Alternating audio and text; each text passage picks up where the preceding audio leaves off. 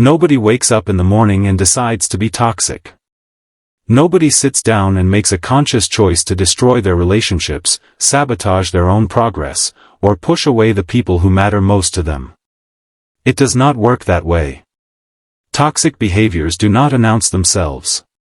They creep in gradually, disguised as completely normal responses to everyday situations.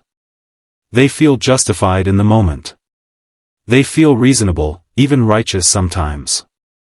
And that is exactly what makes them so dangerous, because you cannot fix something you do not recognize as broken.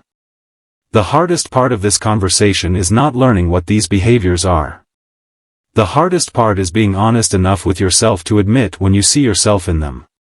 Most people will read something like this and immediately think of someone else in their life who fits the description. Very few will stop and genuinely ask whether the description fits them.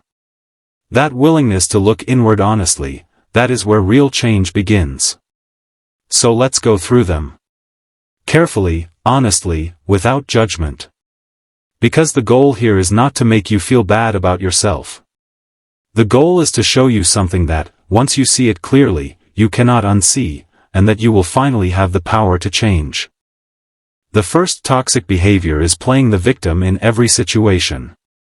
There is a difference between genuinely experiencing hardship and making victimhood a permanent identity. Everyone goes through difficult things. Everyone faces unfair circumstances, painful setbacks, and situations they did not deserve. That is simply part of being alive. But some people take those experiences and build an entire personality around them.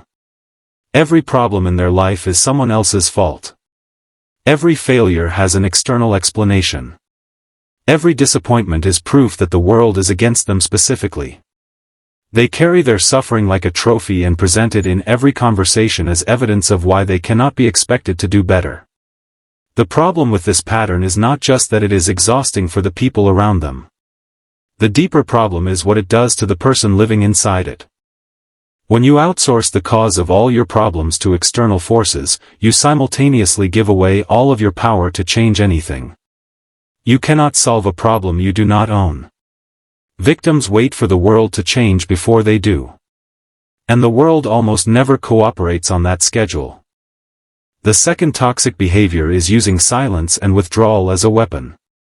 This one is more common than most people want to admit, and it operates in a particularly insidious way because it looks like restraint. It looks like the mature choice to walk away instead of escalating. But there is a significant difference between genuinely needing space to process your emotions and deliberately using silence to punish, control, or manipulate another person. When someone does something that upsets you and your response is to shut down completely, to stop responding, to become cold and distant, to make the other person chase you and wonder what they did wrong, that is not emotional maturity. That is emotional hostage-taking. It creates anxiety, confusion, and a power dynamic where one person is constantly trying to decode the other's silence and earn back their warmth. Over time it teaches people that love is conditional on perfect behavior, and that any misstep will result in emotional abandonment. Healthy communication is direct. It says what it means. It does not make other people suffer in silence trying to figure out what lesson they are being taught. The third toxic behavior is constantly needing to be right. Pay attention to how you behave in a disagreement. Not a major argument, just an ordinary everyday disagreement where someone has a different opinion, a different memory of events, or a different way of doing things. Do you genuinely listen and consider that you might be wrong? Or does every disagreement become a battle you need to win? Do you find yourself arguing past the point of reason, bringing up old evidence, raising your voice, or doubling down even when some part of you knows you might actually be off track? People who constantly need to be right are not confident, they are insecure. Genuine confidence can hold a position and also acknowledge when it is wrong without feeling personally dismantled by the admission. The need to win every argument destroys relationships slowly and thoroughly. It turns conversations into competitions. It makes the people around you feel unheard, disrespected, and eventually unwilling to share anything real with you because they already know how it will end. Being right occasionally matters. Being in a good relationship matters every single day. The fourth toxic behavior is chronic negativity and energy draining. Everyone goes through periods of difficulty where they need to vent, process, and lean on the people around them. That is healthy and necessary. But there are people for whom negativity is not a phase, it is a permanent state. Everything is wrong. Every situation has a problem. Every plan has a flaw. Every piece of good news comes with an immediate qualification about why it might not work out. Every conversation ends with the people involved feeling heavier and more drained than when it started.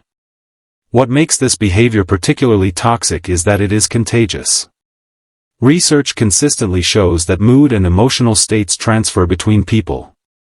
When you are around someone who is chronically negative, it does not just affect your mood in that moment, it gradually reshapes your own thinking patterns and outlook.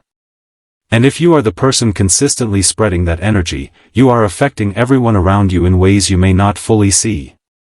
People begin to avoid you, not because they do not care about you, but because they cannot afford the emotional cost of every interaction. This does not mean you need to be relentlessly positive or pretend everything is fine when it is not. It means developing awareness of how often you are contributing darkness versus light to the spaces you occupy and the people you share your time with. The fifth toxic behavior is gossiping and talking about people behind their backs. This one feels harmless because it is so normalized. Talking about other people, analyzing their choices, sharing information about their lives, it feels like connection. It feels like bonding. And in the moment, it often is a kind of bonding. But consider what it actually reveals. When you talk about others behind their backs, you are signaling to everyone listening that you are willing to do the same to them. You are building a version of trust that rests on a fundamentally unstable foundation, because the same thing that is bringing you together right now is the same behavior that could turn on anyone in the group at any moment. Gossip also keeps you focused on other people's lives as a way of avoiding honest examination of your own. It is remarkably easy to dissect someone else's choices, flaws, and failures. It requires no courage, no vulnerability, and no self-awareness. It is the cheapest form of conversation available.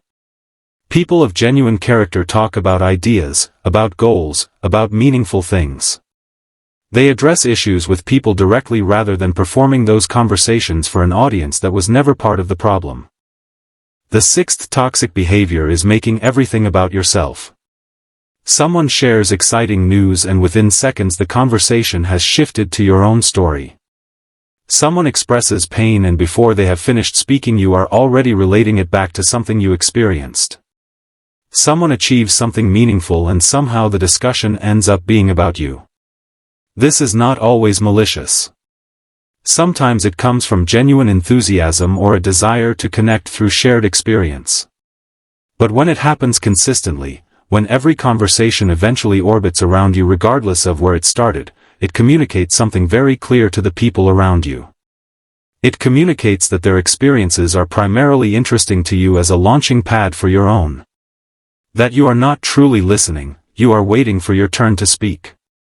That their inner world matters less than your need to be seen and heard.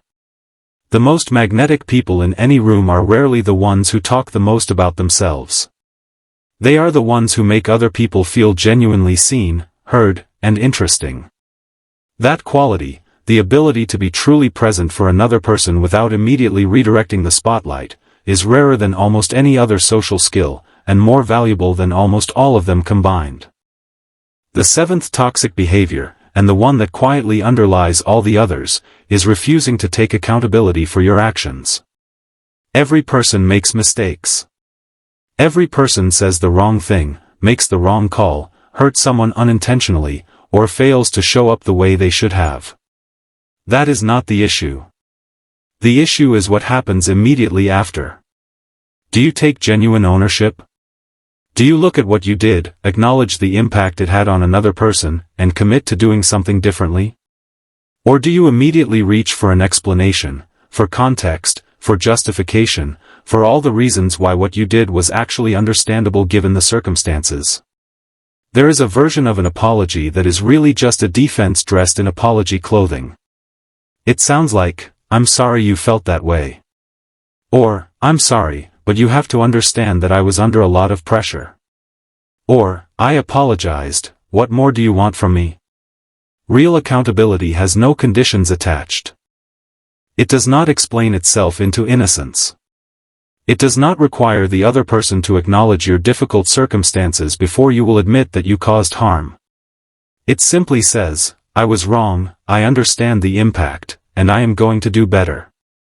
People who cannot do this do not grow.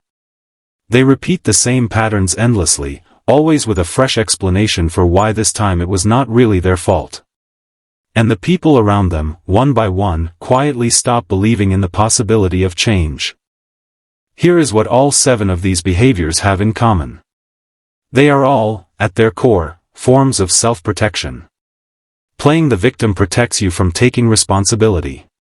Silence protects you from vulnerability. Needing to be right protects you from the discomfort of being wrong. Negativity protects you from the risk of hope. Gossip protects you from honest self-examination. Making everything about yourself protects you from truly seeing someone else. And avoiding accountability protects you from the shame of admitting failure. These behaviors feel protective in the short term. But they are corrosive over time, to your relationships, to your growth, to the kind of person you are slowly becoming through the accumulation of daily choices. The good news is that awareness is the beginning of everything. You cannot change a pattern you cannot see. And if anything in this conversation made you uncomfortable, if you recognized yourself somewhere in these pages, that discomfort is not something to run from. It is an invitation. To look more honestly at yourself than you have before. To choose a different response next time the familiar pattern shows up. To become, gradually and imperfectly but genuinely, someone whose presence makes the people around them better rather than smaller. That is the work. It is uncomfortable, ongoing, and completely worth it. And it starts with the decision to stop looking outward for the problem and start looking inward for the answer.